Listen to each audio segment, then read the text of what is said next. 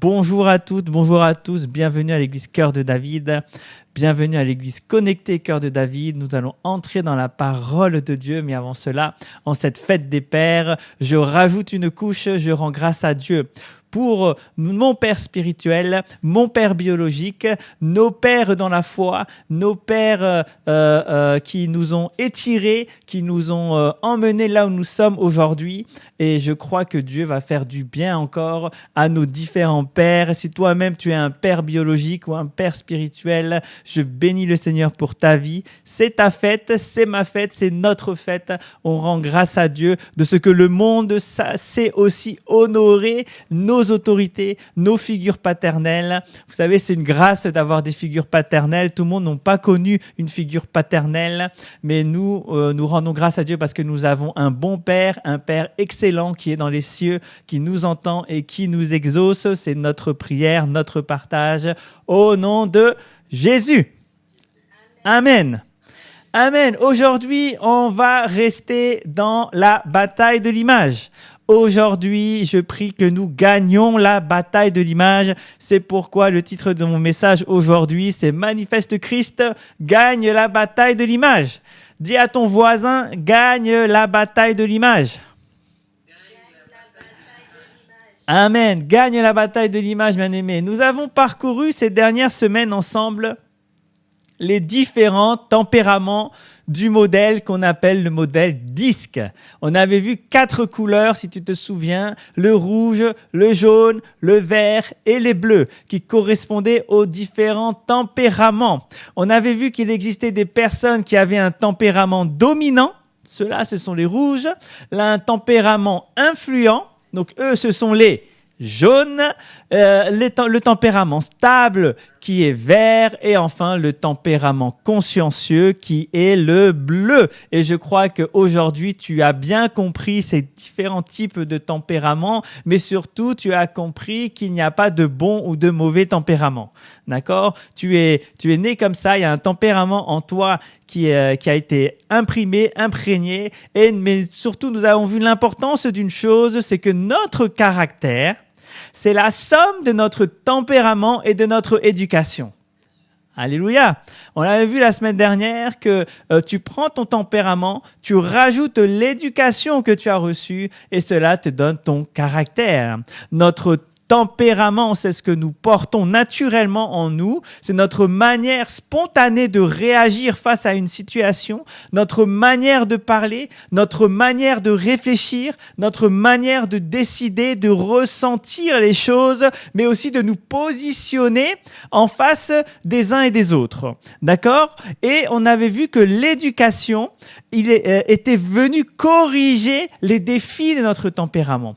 Notre éducation vient encadrer, canaliser et parfois même redresser les défis liés à notre tempérament. Jusqu'à présent, tu me suis toujours, donne-moi un bon Amen. Amen.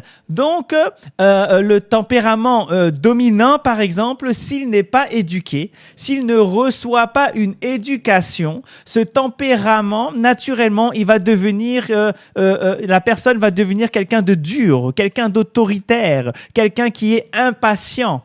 Le tempérament influent, lui, pardonnez-moi, le tempérament influent, lui, quand il n'est pas éduqué, cette personne va devenir un peu dispersée, un peu excessif, un peu instable, un peu en manque de fidélité, un peu léger. Ça, c'est le tempérament influent lorsqu'il n'est pas éduqué. On avait vu que le tempérament stable, lui, lorsqu'il n'est pas éduqué, lorsqu'on ne met pas l'éducation sur ce tempérament, eh ben, c'est une personne qui va devenir passive, une personne qui sera fuyante, une personne qui sera beaucoup trop silencieuse, une personne qui ne parle pas. Et enfin, le tempérament consciencieux, lui, lorsqu'il n'est pas éduqué, cette personne peut devenir quelqu'un de très rigide, de très critique, de très très perfectionniste et qui au final avance lentement.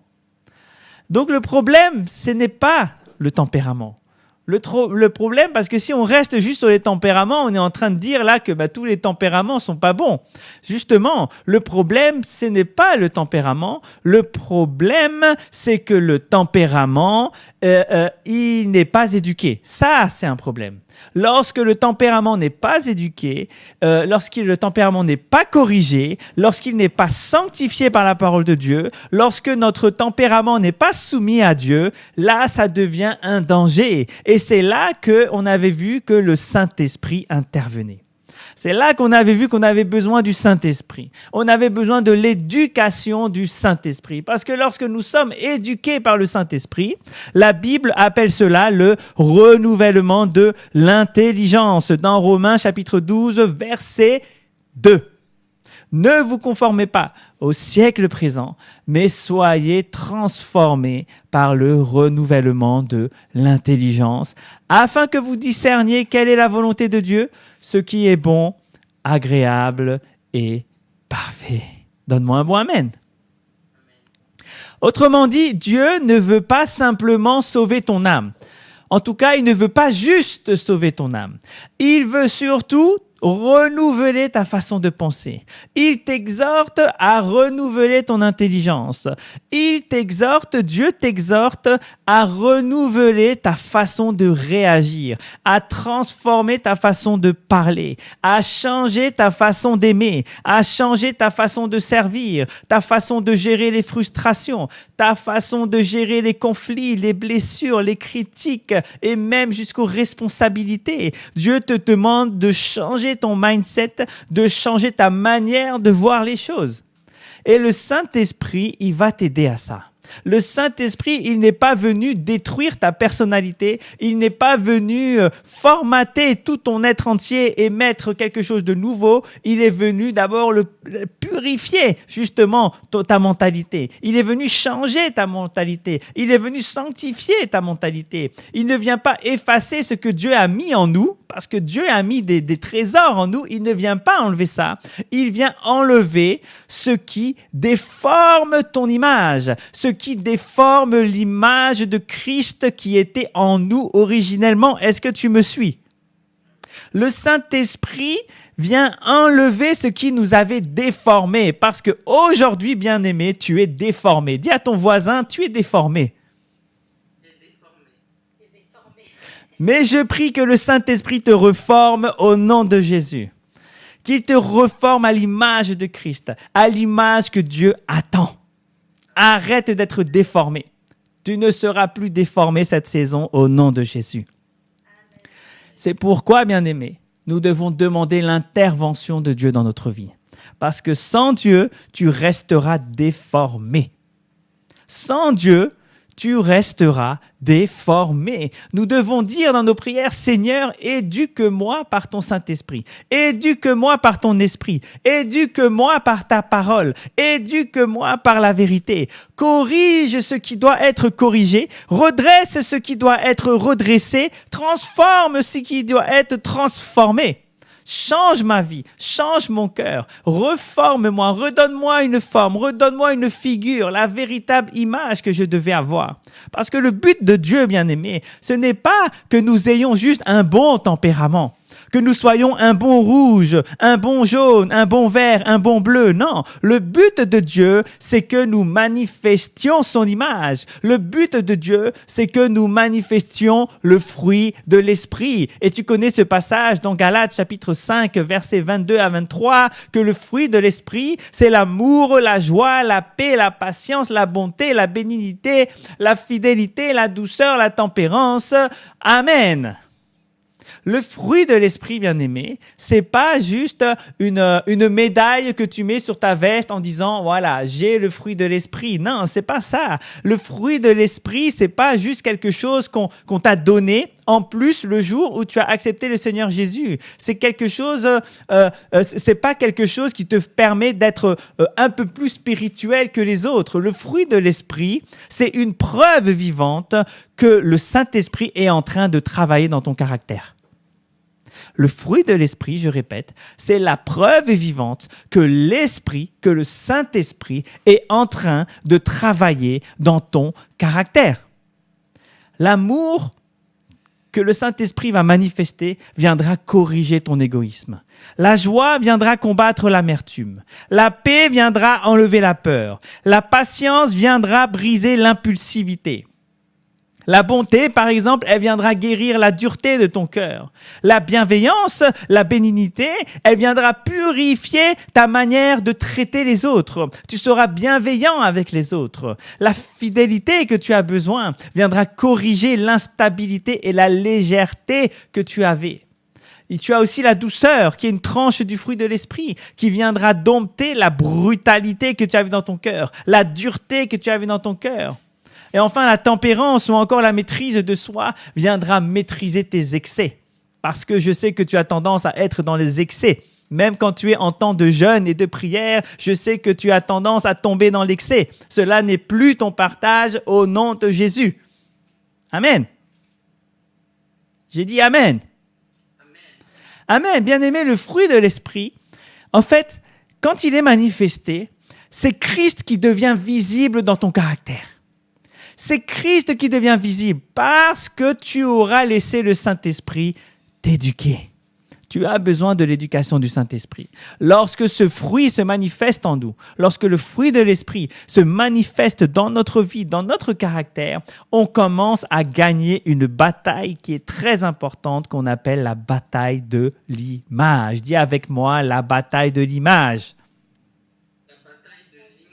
Amen, la bataille de l'image, parce que depuis le commencement, bien-aimé, depuis le commencement, Dieu a créé l'homme comment? À son image et selon sa ressemblance. Genèse chapitre 1, versets 26 à 27. Puis Dieu dit, faisons l'homme à notre image, selon notre ressemblance, et qu'il domine sur les poissons de la mer, sur les oiseaux du ciel, sur le bétail, sur toute la terre et sur tous les reptiles qui rampent sur la terre. Dieu créa l'homme à son image, il le créa à l'image de Dieu, il créa l'homme et la femme. Donc ne dis pas juste, oui, c'est l'homme qui est à l'image, la femme ne l'est pas parce que la femme a été sortie de la côte d'Adam. Non, il est écrit clairement dans la Bible que Dieu créa l'homme et la femme à l'image de Dieu. Donne-moi un bon Amen.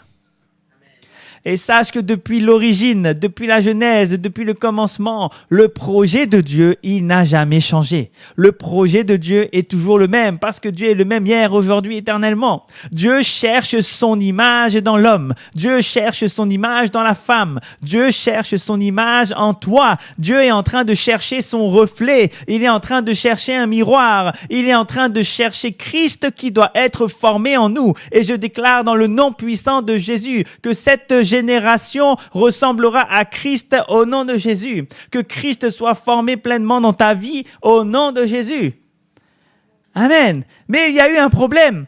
Dans ce plan, le péché est venu nous défigurer. C'est pourquoi je disais nous sommes défigurés à cause de notre péché. C'est le péché qui a abîmé cette image. C'est le péché qui a déformé ce que Dieu avait créé. L'homme a été créé pour refléter Dieu, pour être l'image de Dieu. Mais le péché, il a brouillé le reflet. Il a mis du brouillard dans le reflet. On ne distingue plus le reflet de Dieu dans l'homme et dans la femme depuis la chute, depuis le péché. Et c'est pourquoi Jésus est venu. Jésus est venu pour sauver, il est venu pour restaurer, il est venu pour réconcilier, mais surtout, Jésus est revenu reformer en nous l'image de Dieu. Jésus est venu reformer en nous l'image de Dieu. Lorsque nous nous retrouvons devant Dieu, bien-aimé, ce qui comptera, c'est pas l'image que tu auras donnée aux hommes. C'est pas l'image que tu auras donnée sur les affiches, l'apôtre, le pasteur, le bishop, l'évangéliste, le prophète, la prophétesse vient prêcher là, vient prêcher ici. Non, c'est l'image que Dieu reconnaîtra en nous. Est-ce que tu me suis? Ce n'est pas l'image que tu veux montrer aux hommes qui sera pris en compte par Dieu. Dieu, au moment où tu vas le rencontrer, il va vouloir chercher son image en toi. Est-ce que Dieu reconnaît son image en toi? Est-ce que Dieu va reconnaître son esprit en toi? Est-ce que Dieu va reconnaître le caractère de Christ en toi? Est-ce que Dieu va reconnaître le sceau de son esprit sur ta vie? Et c'est ce que nous dit la parole. La parole nous montre le véritable lien que nous devons avoir avec le Saint-Esprit.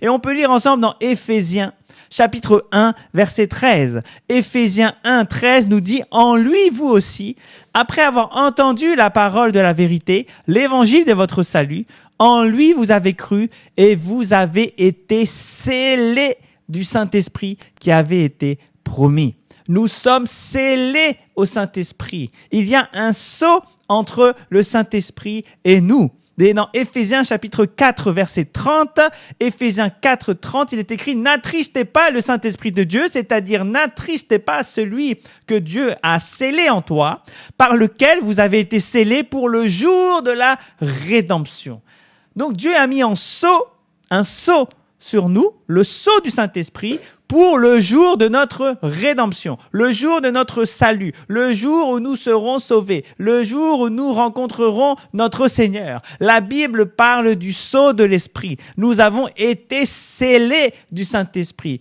Un sceau, bien-aimé, c'est une marque d'authenticité. Un sceau, c'est une marque d'authenticité. Un sceau, c'est un tampon officiel, un tampon qui dit que tu es certifié. C'est un certificat. Ça signifie que tu es authentique. C'est authentique, c'est un enfant authentique, enfant de Dieu authentique. C'est ce qui prouve qu'une chose appartient à quelqu'un. Est-ce que tu me suis ? Quand on pose un sceau sur quelque chose, c'est pour prouver que cette chose appartient à telle ou telle personne. C'est une chose qui est reconnue, qui est validée, qui est authentifiée, conforme, réelle. C'est un sceau qui permet de dire « cette chose m'appartient, cette personne m'appartient, cette lettre avec ce sceau vient du roi ». C'est une attestation, une certification. Est-ce que tu me suis ? Donc Dieu a mis un sceau, le sceau de l'Esprit, qui certifie que tu es enfant de Dieu.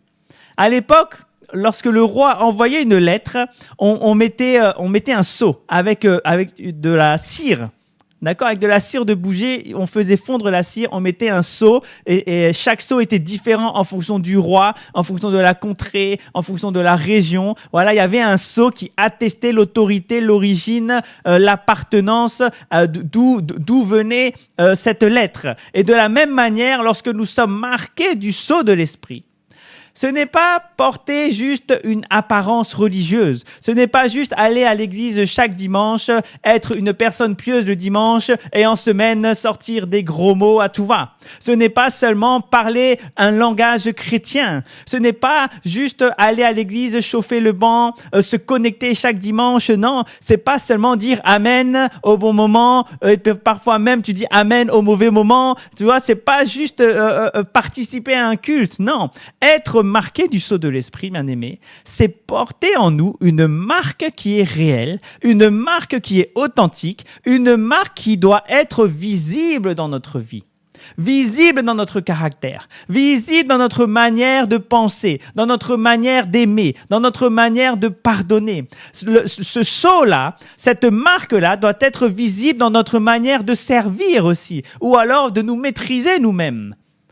Lorsque une personne voit ton comportement, elle doit se dire mais il y a quelque chose de bizarre chez cette personne. Il y a un sceau sur cette personne. Cette personne est en train d'obéir à quelqu'un et cette personne et ce quelqu'un c'est Dieu. C'est comme si Dieu était en train de dire celui-ci m'appartient. Lorsque Dieu met un sceau sur ta vie, Dieu est en train de dire celui-ci m'appartient. Celle-ci m'appartient. Je reconnais ma marque. Ça, c'est ma marque. Ça, c'est mon tampon. Ça, c'est mon sceau. Je reconnais mon esprit en cette personne-là. Je reconnais mon image. Et c'est ce à quoi nous devons tendre. Et je prie que nous tendions à l'image de Christ au nom de Jésus. Amen. Amen. Pourquoi je dis ça? Pourquoi je dis qu'il est important d'avoir le sceau de l'esprit? C'est parce que ça prouve l'authenticité. Ça prouve que nous appartenons à Dieu.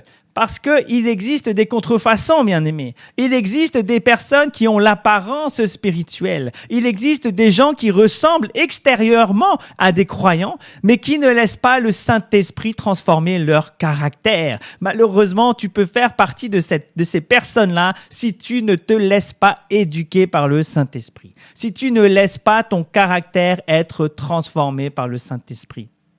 Encore une fois, tu peux avoir un vocabulaire chrétien sans avoir le caractère de Christ. Tu peux très très bien prier, avoir de très très bonnes paroles dans tes prières, mais tu n'es pas agréé par Dieu, tu n'as pas le sceau de Dieu. On peut avoir l'apparence de la piété sans avoir une véritable transformation intérieure. Tu peux vraiment porter une image qui est vraiment religieuse, où les gens disent « Ah, c'est un homme de foi, c'est une femme de foi », mais malheureusement, tu peux l'être sans porter l'image de Christ. Mais aujourd'hui, je veux te dire, ne cherche pas à porter une image religieuse. Ne cherche pas à plaire aux hommes. Cherche à porter l'image de Christ. Amen. Par exemple, quand tu veux recopier une image, si je te mets une image, un exemple d'image, je te demande de recopier cette image. Comment on fait? D'habitude, on commence par une esquisse. On commence à faire les contours. On commence à faire un petit brouillon. Ensuite, on trace des lignes. On trace des courbes. On fait des points. On essaie de recopier une image. On observe, on compare et puis on gomme. On corrige et on recommence. On ajuste. On met un peu de couleur. On gomme par-ci. On perfectionne. On fait en sorte que notre image ressemble au modèle. Parfois, il faut repasser sur des traits. Il faut recommencer sur des traits. Parfois, il faut effacer ce qui ne ressemble pas au modèle. Parfois même, il faut tout recommencer. Il faut déchirer la feuille et recommencer. J'ai raté le modèle, je recommence. Eh bien, c'est exactement ce que le Saint-Esprit fait avec nous. Il regarde le modèle Christ, il regarde Christ qui est le modèle et il est en train de regarder notre vie. Il regarde le modèle, il regarde notre vie. Le Saint-Esprit regarde Christ et ensuite il regarde notre vie. Alors il dit, il faut changer un peu ce caractère. Il faut changer un peu cette réaction. Il faut changer un peu cette manière de penser. Il est en train de regarder les paroles qui sortent de notre bouche, qui sortent de notre cœur. Mais il le fait avec amour. Alors il vient corriger dans nos vies ce qui ne ressemble pas à Jésus-Christ. Amen. Alors le Saint-Esprit va commencer à vouloir gommer l'orgueil. Sauf que l'orgueil, il a été un peu appuyé sur la feuille. Alors il faut encore gommer, gommer, mettre de l'humilité par-dessus, dessiner l'humilité par-dessus l'orgueil. Il est en train de corriger notre impatience. Il est en train de redresser notre dureté, notre amertume. Il est en train de reprendre avec lui la jalousie et de mettre en place les actions de grâce. Il est en train d'enlever les excès. Il est en train de purifier nos intentions. Il est en train de perfectionner l'amour de Dieu en nous. Amen. Mais pour cela, tu dois te laisser façonner. Tu dois laisser le Saint-Esprit gommer certaines choses dans ta vie. La parole de Dieu dit que Dieu, c'est le potier et que nous sommes l'argile. Quand tu lis dans Ésaïe chapitre 64, verset 7, Ésaïe chapitre 64, verset 7 nous dit « Cependant, ô Éternel, tu es notre Père, nous sommes l'argile et c'est toi qui nous as formés. Nous sommes tous l'ouvrage de tes mains. » En fait, l'argile n'est pas en train de résister au potier. L'argile, il doit se laisser travailler par le potier. L'argile, il se laisse presser, il se laisse former, il se laisse reprendre, il se laisse remodeler. Et quand la forme ne convient pas au potier, on détruit tout et on recommence. Tu ne peux pas bâtir sur des choses qui sont bancales, sur quelque chose qui ne ressemble pas encore au modèle. Tu ne peux pas rajouter des choses pour faire en sorte que ça ressemble au modèle. Je ne sais pas si tu arrives à voir l'image. Moi, j'ai toujours cette image du Lego. Qui a déjà joué au Lego? Ok, il y a juste une personne qui a joué au Lego. Les autres, je suis sûr, vous êtes tous des menteurs. Tout le monde a déjà joué au Lego. On a tous joué au Lego. Et le Lego, ça consiste en quoi? Ça consiste à construire avec des Legos, avec des pièces, construire pour former un bateau, former un château, former une voiture, former quelque chose qui ressemble au modèle. Sur la boîte du Lego, il y a un modèle. Et nous, en tant qu'enfants, nous prenons les pièces, nous les assemblons et nous devons faire en sorte de ressembler au modèle. Est-ce que tu me suis? Voilà. Mais si tu ne suis pas le mode d'emploi, si tu commences à faire selon ton inspiration, tu vas mettre telle pièce avec une autre pièce. Ça ne respecte pas du tout le cahier des charges. Ça ne respecte pas du tout l'image du modèle. Crois-tu vraiment qu'en continuant ainsi, un jour, tu vas arriver au modèle? Crois-tu qu'un jour, tu vas réussir à ressembler au modèle? Crois-tu que ton Lego, de ce que tu es en train de construire, va ressembler au modèle sur la boîte? Non, c'est impossible. Pour ressembler au modèle sur la boîte, il y a une seule chose que tu dois faire, c'est tout détruire. Tout ce que tu as commencé à assembler, tu le désassembles. Et ensuite, tu suis le mode d'emploi. Alléluia. Et ça, c'est quand Dieu nous corrige. Quand Dieu nous corrige, notre chair n'aime pas ça. Lorsqu'on a besoin de tout détruire, tout ce qui ne correspond pas au modèle, notre chair n'aime pas ça. Notre orgueil n'aime pas ça. Nos habitudes n'aiment pas ça. Notre ancien caractère n'aime pas ça. Malheureusement, si nous voulons ressembler à Christ, est-ce que quelqu'un veut ressembler à Christ ? Si nous voulons ressembler à Christ, nous devons nous laisser façonner par le potier. Nous devons nous laisser corriger par le Saint-Esprit. Nous devons laisser faire le Saint-Esprit dans nos vies. Nous ne devons pas résister à l'éducation du Saint-Esprit. Par exemple, l'image d'une usine. Tu sais, dans une usine, quand on produit des produits à la chaîne, quand on produit des articles à la chaîne, lorsqu'un produit est imparfait, lorsqu'un produit est déformé, ou alors lorsque le produit est inutilisable, ce produit est retiré de la chaîne. Ce produit n'est pas mis en vente comme s'il était conforme. Il n'y a que les produits qui sont conformes qui sont mis en vente. Ceux qui ne sont pas conformes ne sont pas mis en vente. Ils sont mis de côté. Ils sont rejetés. Ils sont corrigés ou on essaye peut-être de les corriger. Si on arrive à les corriger, on va les vendre. S'ils ne sont pas vendables, ils sont jetés. Amen. Et s'ils ne sont pas vendables, c'est parce que justement, ils ne respectent pas les critères du cahier des charges. Si on te dit que le jouet qu'on va vendre doit avoir 4 roues, sinon on ne vend pas. Si le jouet n'a que 3 roues, on ne pourra pas vendre ce jouet. Ce jouet, soit on lui rajoute une roue et on peut le vendre, soit il sera jeté. C'est comme ça. Dieu aussi, il a un cahier des charges pour ta vie. Et ce cahier des charges, c'est l'image de Christ. Dieu a un cahier des charges sur ta vie. Ce cahier des charges, c'est l'image de Christ.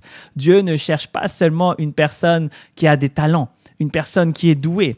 Dieu ne cherche pas une personne qui est active, qui a de l'énergie pour le servir. Dieu ne cherche pas seulement une personne qui est peut-être charismatique, qui arrive à rassembler les foules. Non, Dieu cherche quelqu'un qui ressemble à Christ. Dieu cherche quelqu'un qui ressemble à Christ. Mais avec Dieu, il y a une grâce. On ne sera pas jeté à cause de nos imperfections. Au contraire, Dieu voit nos imperfections et il est le bon potier. Alors il nous reprend, alors il nous façonne, alors il nous corrige, alors il nous enseigne. Il travaille en nous jusqu'à ce que nous ressemblions davantage à Christ. Alors nous devons nous efforcer d'avoir l'image de Christ. Lorsque tu lis dans Éphésiens chapitre 5, versets 8 à 10, dans la version du Semeur, Éphésiens chapitre 5, versets 8 à 10, il est écrit « Autrefois, certes, vous apparteniez aux ténèbres, mais à présent, par votre union avec le Seigneur, vous appartenez à la lumière. Comportez-vous donc comme des enfants de lumière, car le fruit de la lumière consiste en toutes sortes de bonté, de justice et de vérité. Comme des enfants de la lumière, efforcez-vous de discerner ce qui plaît au Seigneur. » L'apôtre Paul nous exhorte à faire ce qui plaît au Seigneur. Efforçons-nous, bien-aimés. Cela veut dire que la transformation de nos vies demande une disposition du cœur. Nous ne sommes pas sauvés par nos efforts, mais une fois que nous sommes sauvés, nous devons coopérer avec le Saint-Esprit. Ce n'est pas le salut qui change ton caractère. c'est l'éducation du Saint-Esprit. Nous devons coopérer avec le Saint-Esprit. Nous devons nous laisser enseigner par la parole de Dieu. Nous devons nous laisser reprendre. Si ton pasteur te reprend, si une autorité te reprend, toi tu quittes l'église. Je prie que tu ne quittes pas l'église parce que tu auras un cœur humble pour recevoir la réprimande, pour recevoir la parole de Dieu, pour recevoir la vérité de la parole de Dieu, pour te corriger, pour corriger ton caractère au nom de Jésus. Nous devons nous laisser reprendre. Nous devons apprendre à discerner ce qui plaît au Seigneur. On doit laisser le Saint-Esprit nous corriger. On doit laisser le Saint-Esprit nous enseigner, nous convaincre. Laissons le Saint-Esprit mettre en lumière ce qui doit changer dans nos vies, bien-aimés. Dans Jean chapitre 16, verset 8, il est écrit que quand il sera venu en parlant du Saint-Esprit, il convaincra le monde en ce qui concerne le péché, la justice et le jugement. Le Saint-Esprit convainc de péché, de justice et de jugement, bien-aimé. Il ne le fait pas pour te condamner, mais il le fait pour te transformer. Il le fait pour que tu ressembles encore plus à Jésus-Christ. Il ne le fait pas pour juste nous pointer du doigt, ça tu as mal fait. Non, il le fait pour nous ramener à Christ. Il ne le fait pas pour nous humilier. Non, au contraire, il veut restaurer l'image de Dieu en nous. Est-ce que tu me suis? Et je vais te donner un moyen puissant pour ressembler à Christ. Un moyen puissant pour gagner la bataille de l'image. Et ce moyen s'appelle la contemplation. La contemplation. Dans 2 Corinthiens chapitre 3 verset 18, nous tous qui le visage découvert, contemplons comme dans un miroir la gloire du Seigneur, nous sommes transformés en la même image, de gloire en gloire, comme par le Seigneur l'Esprit. La Bible dit que nous contemplons la gloire du Seigneur. Dans 2 Corinthiens 3, 18. Nous contemplons la gloire du Seigneur et nous sommes transformés en la même image. Cela signifie que ce que tu contemples finit par te transformer. Ce que tu es en train de contempler va te transformer. Si tu contemples la gloire du Seigneur, la gloire de Dieu va te transformer. Tu vas commencer à être transformé en la même image. Ce que tu regardes longtemps finit par laisser des traces sur toi. Ce que tu regardes longtemps finit par laisser une empreinte sur toi. Ce que tu admires finit par t'influencer. Ce que tu exaltes finit par prendre de la place dans ton cœur. Est-ce que tu me suis? Quand tu contemples, tu gardes tes yeux fixés. Si tu contemples constamment la peur, tu seras façonné par la peur. Si tu gardes tes yeux fixés sur tes blessures, tu seras façonné par tes blessures. Si tu contemples toujours les défauts des autres, tu seras façonné par la critique. Mais si tu contemples Christ, tu seras transformé à son image. Et je prie que tu entres dans une dimension de contemplation au nom de Jésus. Contempler Christ, bien-aimé, c'est chercher à ce que l'image de Christ se reflète sur nous.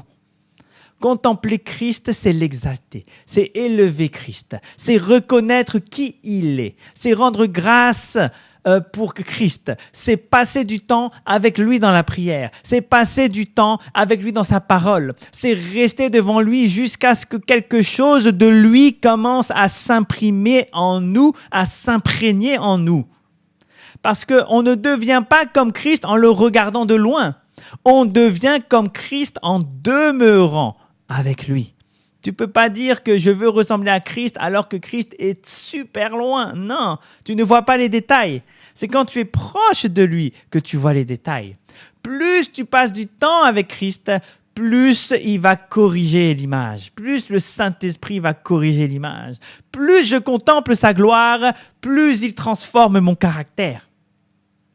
Plus tu demeures dans sa présence, plus son fruit devient visible dans ta vie, bien-aimé. Alors aujourd'hui, je veux te dire que ton tempérament, ce n'est pas une excuse pour rester comme tu es. Je t'entends déjà, oui, mais on a fait le test des tempéraments. Tu as dit que j'étais rouge, c'est comme ça, je suis rouge, c'est acté, c'est mon tempérament. Non, ton passé, c'est pas une excuse pour refuser la transformation. Ton tempérament, c'est pas une excuse pour rester comme tu es aujourd'hui. Ton caractère, bien-aimé, c'est pas une fatalité, au contraire, l'éducation peut changer ce caractère. Ton éducation humaine t'a déjà construit en vérité. L'éducation que tu as reçue des parents, l'éducation que tu as reçue à l'école, les choses que tu as peut-être même été éduqué dans le monde du travail, ça a pu déjà te construire aujourd'hui. Mais ça a pu aussi te blesser. Ça a pu te limiter. Cette éducation que tu as eue n'était peut-être pas bonne. Mais aujourd'hui, je veux te dire que l'éducation du Saint-Esprit veut te renouveler. L'éducation du Saint-Esprit veut te restaurer. Mais surtout, l'éducation du Saint-Esprit veut te transformer à l'image de Christ. L'éducation du Saint-Esprit peut te faire gagner la bataille de l'image. C'est pourquoi je déclare sur ta vie que le Saint-Esprit travaille sur ton caractère au nom de Jésus. Je déclare que l'image de Christ va devenir encore plus visible dans ta vie au nom de Jésus. Je déclare que toutes les contrefaçons tombent aujourd'hui et que l'authenticité de l'Esprit se manifeste totalement sur ta vie au nom de Jésus.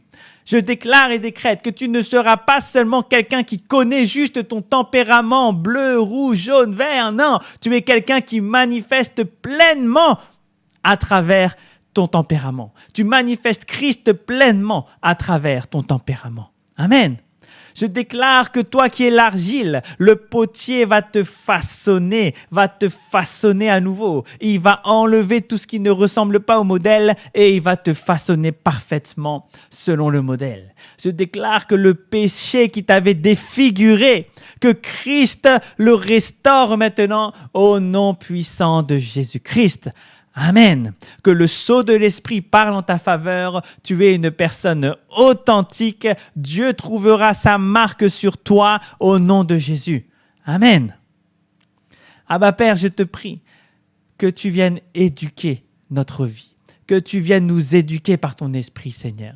Viens renouveler notre intelligence. Viens faire cette métanoïa, Seigneur. Viens changer notre système de pensée. Fais grandir en nous le fruit de l'esprit, Seigneur. Nous voulons manifester le fruit de l'esprit. Là où nous avions besoin du fruit de l'esprit, nous prions que cela se manifeste au nom de Jésus. Viens corriger, Seigneur, ce qui ne ressemble pas à Christ. Viens corriger notre orgueil. Viens gommer notre orgueil. Viens gommer notre amertume. Viens gommer notre jalousie. Viens gommer notre peur et mets en nous l'autorité du Saint-Esprit. Façonne-nous de gloire en gloire, Seigneur. Aide-nous à discerner ce qui te plaît. Apprends-nous à résister, à persévérer, à nous efforcer, à te ressembler, Seigneur. Ma seule prière, Seigneur, c'est que Christ soit visible dans nos vies à chacun, dans le nom puissant de Jésus-Christ. Amen.